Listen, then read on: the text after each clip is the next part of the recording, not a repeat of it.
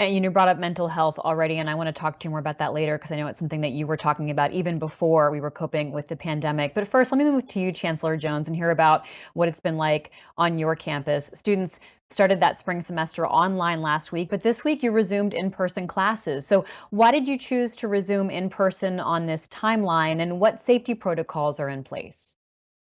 Well, we decided on this timeline because for the past 20 months or so, all of our decisions, all of the protocols that we've put in place have been pretty much framed around data. We tried to put in place data-driven decisions. And as a part of that, what we decided to do was to made some shifts from what we originally planned to do in the fall, the spring semester, based on the rise in Omicron. We decided that we would bring everybody back to campus, but have them to take classes remotely for the first 4 days of instruction, which was the last Tuesday after MLK Day through last Friday. And we did that because we wanted our data and our experience over the last 20 months has really informed us that we needed to be able to bring everybody back and have them to deliver at least one negative COVID test before classes began this past Monday. And so, unlike a lot of places, we decided that the 4 days was enough for us to get everybody tested. And because of the CDC changes in the quarantine and isolation protocol, it provided an opportunity for folks that tested positive to possibly isolate or quarantine and still be ready to start face-to-face instruction. And we're very, very pleased and surprisingly so with the way things have been going so far. We have a 7-day average positivity rate that's around 3 to 4%. And I can tell you, based on the numbers we were seeing from the modeling, we had anticipated that we would have 700 to 1,000 cases per day based on the infection rate and how fast Omicron was spreading.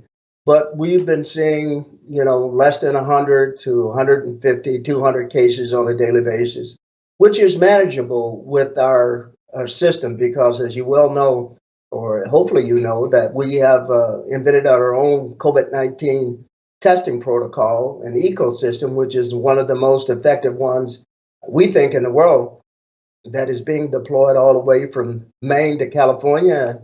And President Burwell, I think it's probably around your campus somewhere, if I remember correctly. You were one of our early partners in using the saliva-based COVID-19 test.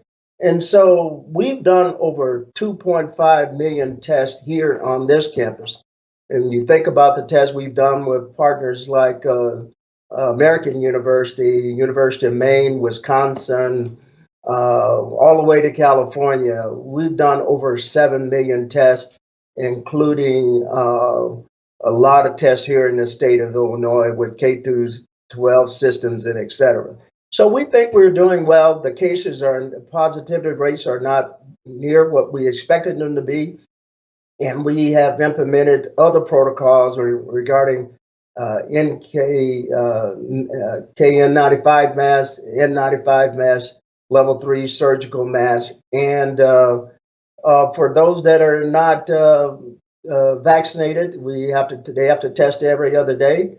And we recently imposed mandatory boosters as well, but it'll take a little bit of time to get there. But we feel very strongly that, once again, we believe that the University of Illinois is one of the safest places to be in the state of Illinois, if not one of the safest places in the nation, because of the multiple protocols, data-driven, that we put in place to keep our students and our faculty and the entire community safe.